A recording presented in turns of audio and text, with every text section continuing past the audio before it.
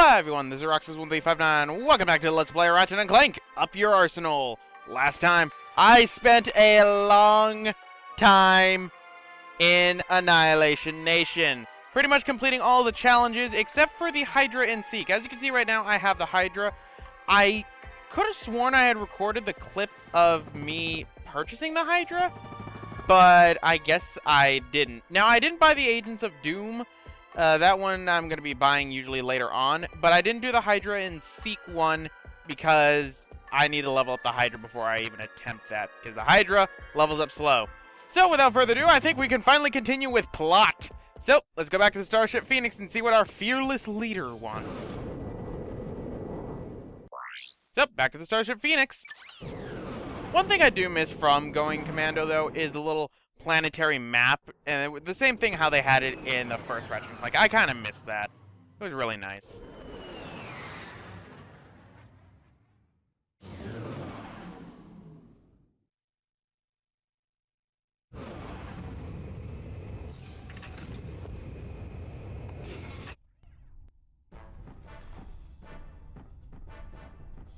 Ladies and gentlemen, oh, and Helga, welcome to the Q-Force. You have been assembled here because each of you is an expert in your particular field. From Al's mastery of electronics to Skid's nerves of steel, to Helga's sensual powers of seduction. Each of you has shown that you are worthy to wear the Q.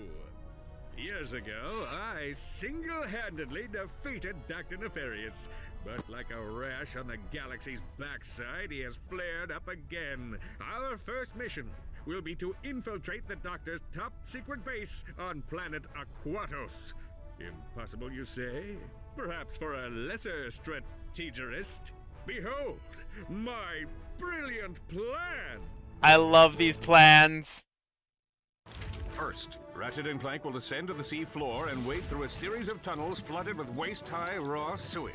What? Please hold your questions until the end of the presentation. After infiltrating the base, our agents will split up. Clank will enter the base's ventilation system, where he will locate and deploy this banana-guided autonomous monkey device, or the GAMD. Meanwhile, Ratchet will use his extensive knowledge of the Tyrannoid language and customs to win the trust of the bloodthirsty alien guards. Finally, our agents will make their way to Nefarious's personal office, steal everything that isn't nailed down, and exfiltrate the base completely undetected. That's crazy! But it just might work. Still got the Crayola crayon in his hands. So download coordinates for the deep sea hideout on planet Aquatos. So yes, we have the Q-Force. The Q-Force being Quark's pretty much strike team against Nefarious. Pretty interesting, to say the least. But it does return quite a few characters. We had already met Al on planet Marcadia, so he was back.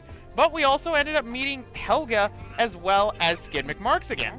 And Helga, this time, she's actually been given a name. In the first Ratchet & Clank game, she was just known as Quark's trainer. That's why I still refer to her as Helga. And they are still voiced by their same voice actors. So Skid McMarx is still voiced by Neil Flynn, same person who does the plumber. And Mona Marshall is still the voice actress for Helga, as well as already explained, Chris Hadfield is already Al's voice actor. So why am I chasing Skrunk the monkey? There's a skill point that you can get by hitting Skrunk with your wrench. There we go. And that is for hitting Skrunk with your wrench. As you can see, Quark stays in the captain's chair for the Q-Force. I honestly have to say, I love Quark's plans. They are hilarious, and they're drawn very well. And now the Starship Phoenix is actually going to have a little bit more life in it. Over the intercom throughout the game, we're going to be hearing clips from Helga. We're going to be hearing clips from pretty much all of the Q-Force. Just random things over the intercom. Some of it's pretty hilarious. See, there was Al right there. So, as you can see, I don't know why I'm checking this. They would tell me if there was a new armor. Yeah, because there is no new armor. But we can go to planet Aquatos right now. However, there's one thing that I'm going to do first. Now, you're probably going to be going, oh, he's sidetracking from plot again. Actually, no. We got the second Quark vid comic. from Annihilation Nation. And the thing is, some of these vidcomics, as we saw with the first one, are going to be important for plot. You will have to play through them in the base game in order to gain access to the later ones. I believe the third Quark vidcomic is required, so we're going to do the second one first. And it'll give us a little bit of backstory on Dr. Nefarious and Quark as well, actually. So what we're going to end up doing is, we're going to go and play the second vidcomic right now, actually. And I do like the vidcomic, and this is how, honestly, for those of you who don't know about the Ratchet & Clank movie that they're making that's coming out next year, that I am actually really excited for, Dr. Nefarious is actually going to be in that one. But the movie follows the events of the first Ratchet & Clank game, because Chairman Drek is the main villain. So how's Dr. Nefarious going to be inside it? My theory is it connects in with this vidcomic for what it's doing. So, let's go to Quark vidcomic number 2, Ariba Amoeba.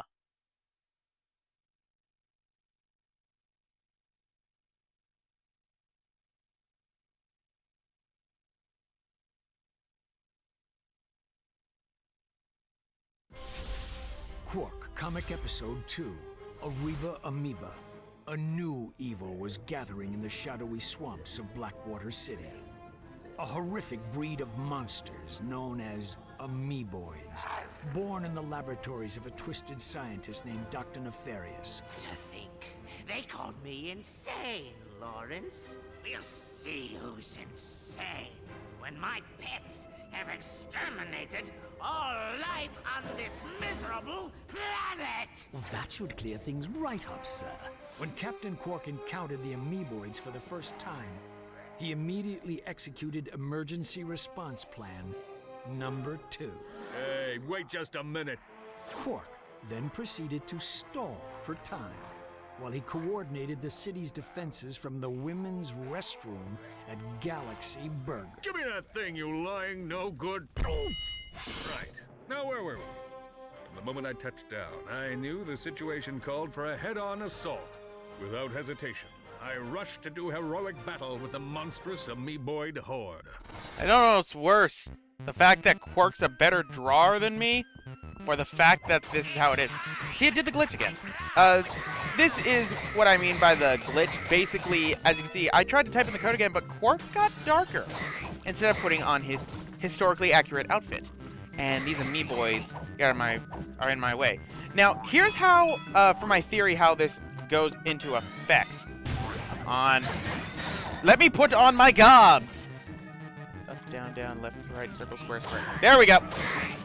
So here's how I'm saying that this connects in. The amoeboids first attacked when Ratchet was dealing with the first Ratchet & Clank game. Because remember, Blackwater City was under attack by the amoeboids during when we were inside, I believe it was Drek's space station, was it? Not space station, it was his testing facility, basically. That's when we first heard about the amoeboids attacking the city, and the way it was presented was nobody knew what the amoeboids were. So it's based on this that I'm thinking this is how they're going to try to connect Dr. Nefarious in with the first movie. I mean, I know it's going to be a retelling of the story, but I'm curious to see how it is. That's really how I am with the first Ratchet & Clank movie in general. I'm optimistic for it. I do know that there is a massive chance that it will fail. I really don't want it to, but I know it's entirely possible. And believe me, if it's successful, I'm going to be really ecstatic. And there's also going to be a game coming in for the movie as well that's a retelling of the first game. So that's going to be interesting. It's exclusive to the PlayStation 4, and that's honestly going to be the thing that tips me into buying a PlayStation 4, is going to be that. Before it was going to be Kingdom Hearts 3, but by the time that comes out, I don't know. Which is kind of funny, because actually it was a Ratchet & Clank game that tipped me into buying PlayStation 3 in the first place, and that was Ratchet & Clank Future A Crack in Time, which is actually another one of my favorite Ratchet & Clank games. I like Ratchet games. Now, this one, Ariba Amoeba, I always forget the location of some of the Quark tokens. As you can see, it's actually pretty difficult to backtrack because of how the camera is, which is why I'm quite scared whenever I do it.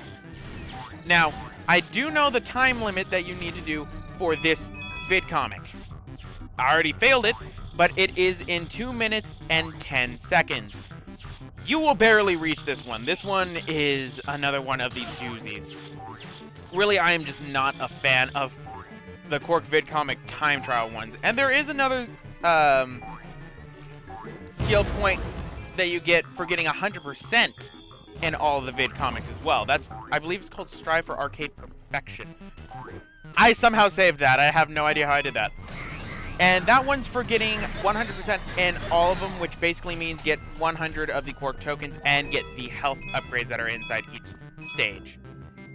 Which is pretty simple if you know where they are. I am doing a practice file on another account, so I'm doing these ahead of time. But again, it's still Ariba Amoeba that I always forget where most of the things are for the most part. And drop down. I hope that I have the right amount. Go down. I also remember the music in this one the most for some odd reason because of how, like, I don't know, with how it sounds. I'm just used to it. Right, so go in here. Anything up there? Nope, gotcha. Beat up the amoeboids. See, and why can't we have a one-hand pyrociter? Really, why can't we have a flamethrower at all? Because I don't think we get another flamethrower weapon in a Ratchet Clank game until future Tools of Destruction. If I'm remembering correctly, that's the next time we actually get a flamethrower weapon. I am such a Ratchet and Clank nerd, and I have no goddamn shame about it.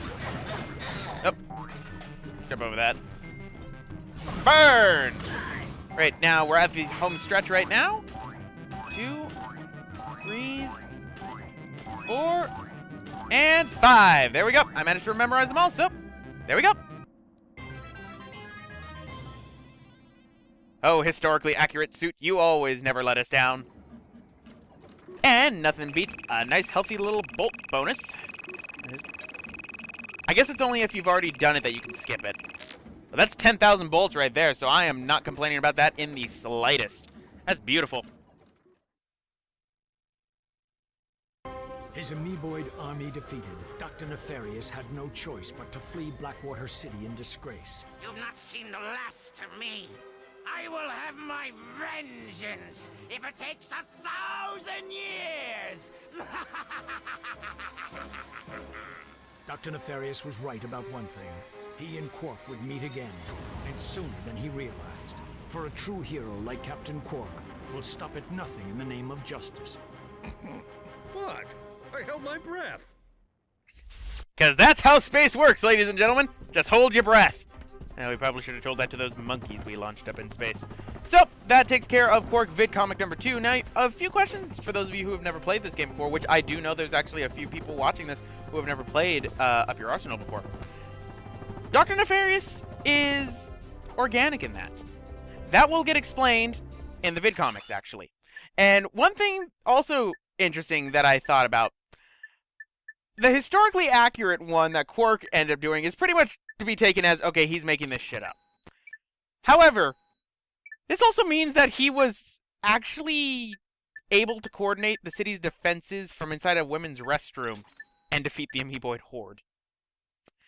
Take with that what you will. Anyway, we're going with some Bogon Blue on this one. I actually quite like Bogon Blue. Not to mention, for the fact we're going to Aquatos. So, let's head off to Aquatos. I do like Aquatos. It's one of my favorite worlds, but it's also containing 5 titanium bolts and 2 skill points.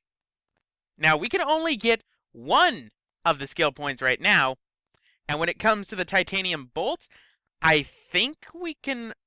I don't even actually think we can get any of them. No, I'm actually pretty positive we can't get any of them right now. Oh, that's a tease. It's like Annihilation Nation all over again.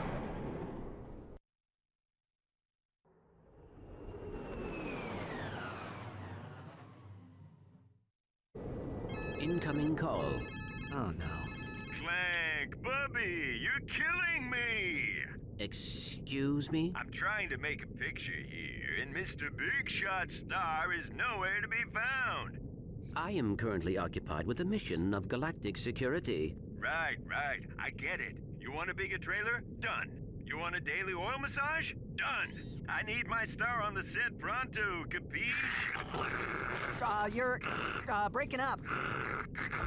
You know, I can see you, weasel boy. Oh yeah? How about now? He'll figure something out. We've got work to do. Oh, burn! And for those of you who are wondering, oh, is that one of the new voice actors? No, that's just Chris Hadfield again. Same voice actor, which I do have to say, I really like how Insomniac managed to pick voice actors that can do many different roles, especially with Jim Ward. Especially with Jim Ward as Quark. And Aquatos! Rather interesting place in here. We're going to get to spend some time underwater. No, we're not.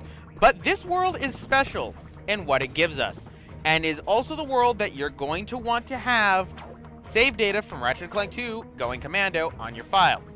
Now what I'm going to do is, as you can see, we have a new weapon here, the Flux Rifle, which is a sniper rifle, which I love. Provides deadly pinpoint accuracy at long range. The scope on this weapon allows you to zoom in close on distant targets. This is a very powerful weapon, but as you can see, it's extremely expensive, so I'm not going to be getting it for right now. But just to tease you guys, anyway guys, I'm going to end it off right here. This has been Roxas1359, being a dick. See you guys next time.